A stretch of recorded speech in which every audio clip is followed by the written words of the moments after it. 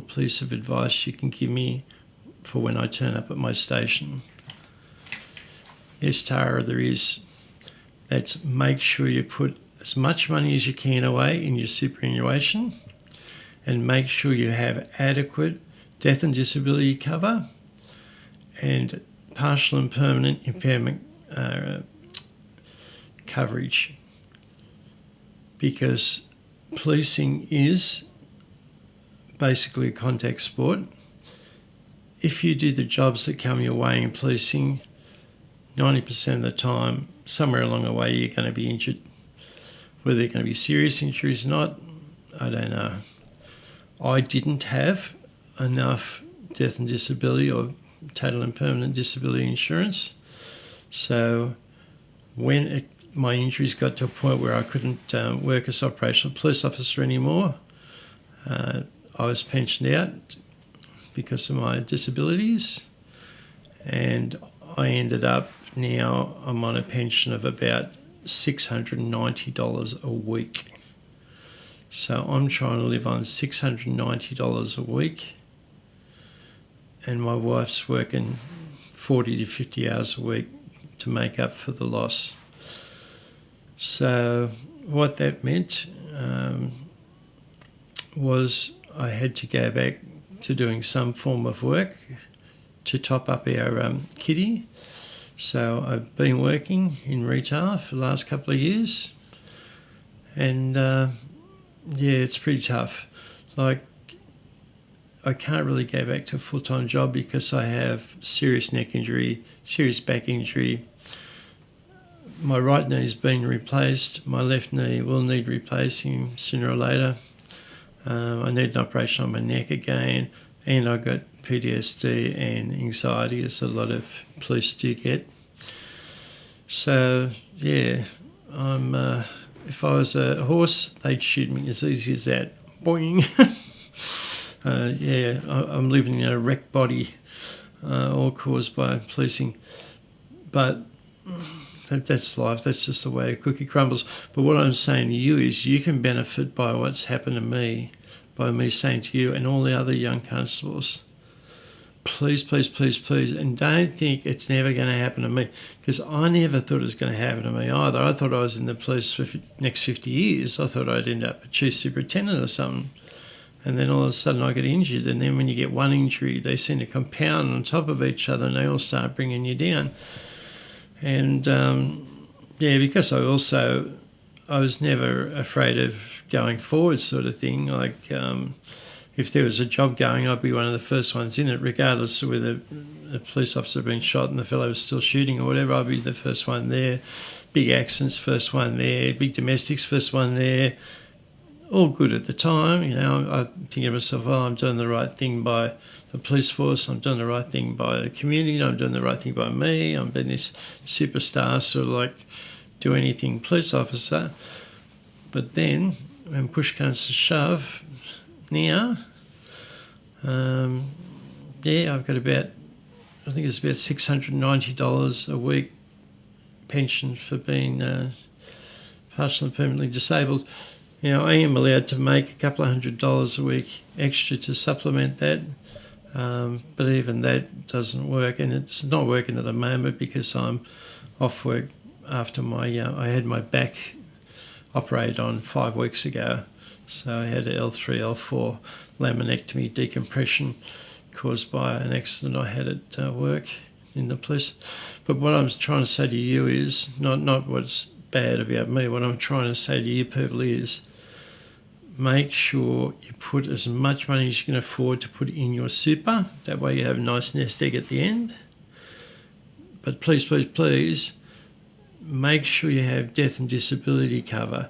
Make sure you have that cover, so if you can't be a cop anymore, like what happened to me, then you're going to have plenty of money to either kick back and relax, or you're going to have plenty of money to get retrained to do something else, and life's going to be good again. Because it is very hard dropping from a wage of sort of $3,000 a week plus to $690, which you can't even rent an apartment for that. I'm just lucky my wife is so good to me, and she works so hard. I feel very guilty sometimes. Well, a lot of times I feel very guilty a lot of the time. But there's just not much I can do about it at this stage, unfortunately. But certainly had I have known, I would have put in extra money or got out extra insurance policies through someone, Zurich or something, some big place, get some death and disability cover. I think if you do it on a super, it's very cheap to get disability cover, I think.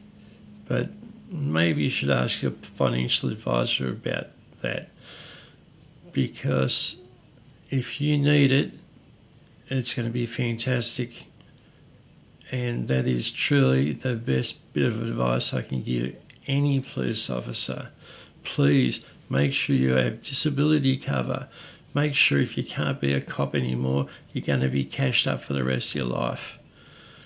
Don't do what I did. Very bad, very bad.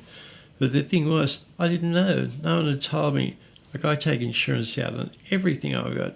Always have. Cars, houses, contents, everything is insured. And certainly I would have got extra insurance had someone said to me what I'm saying to you. But no one ever did. So I thought, oh, well, we're police now, we look after community look after us. And then I end up with $5 in the bank at the end of the day. So, yeah, that's my big piece of advice. For every fiery ambulance, paramedic, EMBAR, police officer, make sure you have death and disability cover, plenty of it. So if you do happen to be injured at work and can't keep working, you've got a really nice nest egg that you can live on for the rest of your life, or at least you can work 1 or 2 days and live very well, something like that. So that's my little bit of information there for Tara. Thanks very much for that, Tara. Take care. Now we'll have a look. I don't know how many more I can read out. I suppose we can do another one. Okay, here's one from Sharon at Georgetown. I know where Georgetown is, near Newcastle. And she says, how are deceased people identified if no one knows who they are? Oh, that's a good question. And it's something that we do run into a lot of times. Destitute people. We do run into a lot of times whether they're involved in a serious car accident, they've been killed in a serious car accident, or whether they've been living on the streets and been killed or died in a suspicious way, or just in a non-suspicious way. We really need to know who you are. So, who are we talking to again? Sharon. Sharon, here is my answer.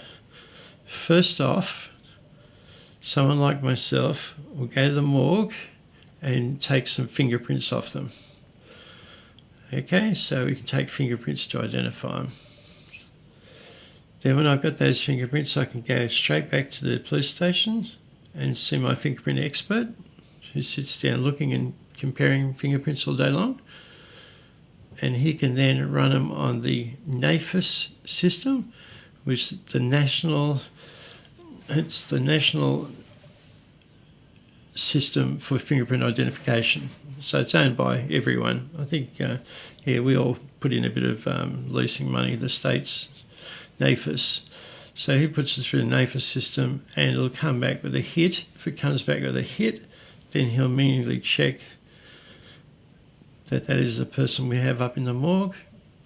If it misses and there are no hits, then we would go on to other things.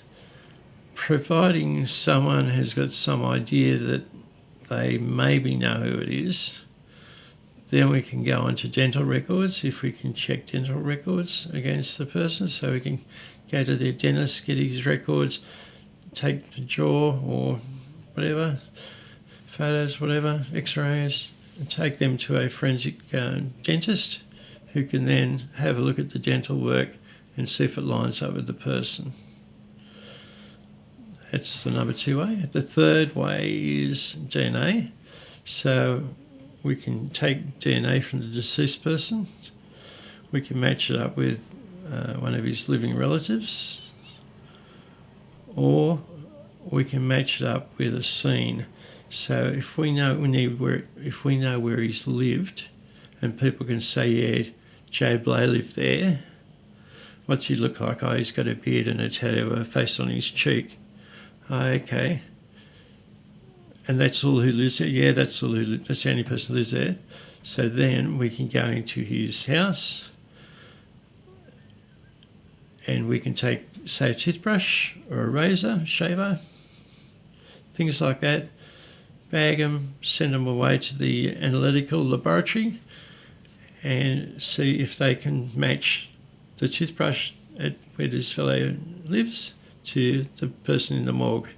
If they can do that, well, then we've identified him that way.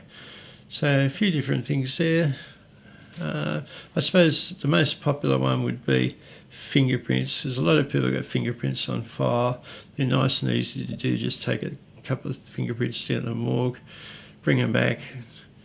The expert will put them through, and 90% of the time get a hit. Most people have a fingerprint history, even if it's just for a drink driving offence or something trivial, just offensive conduct or something.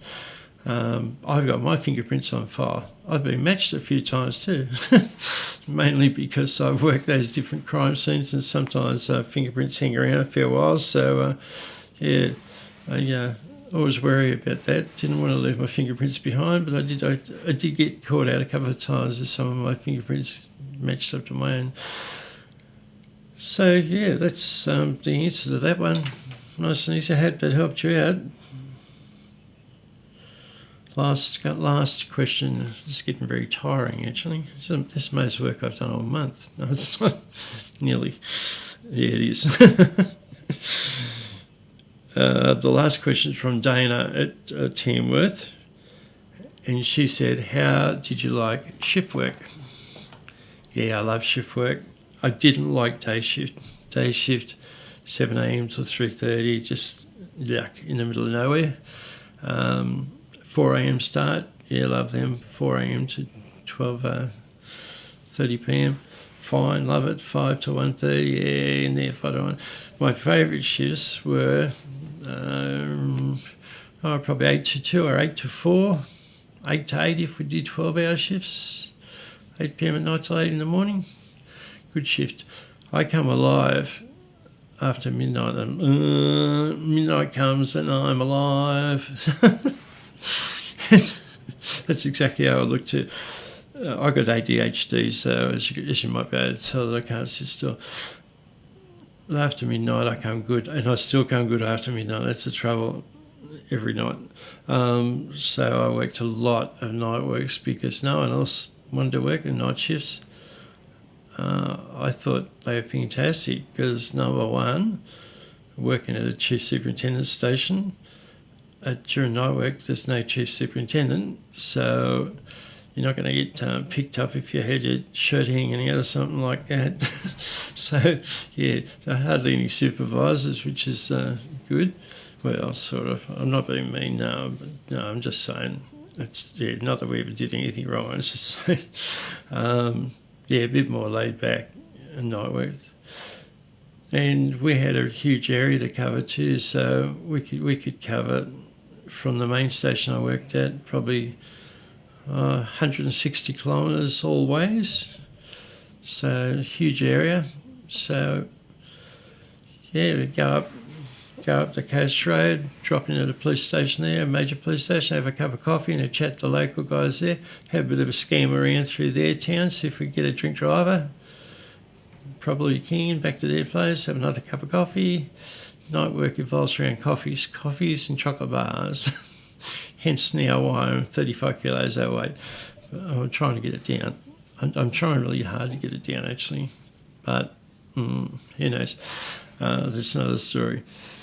Yeah, so very relaxed. I had a couple of good partners, they're very, very good operators, and we got along really well. So good way to have a shift with someone that you enjoy their company and who likes working and get out there amongst it. And it's great working after midnight, I think, especially midweek, because the crooks do a lot of their work at night. So if someone's taken a big drug shipment down the highway, It's not going to be day work of Monday to Friday. It's going to be between midnight and dawn, probably Monday to Friday or something like that, when they least expect higher patrol police to be out there.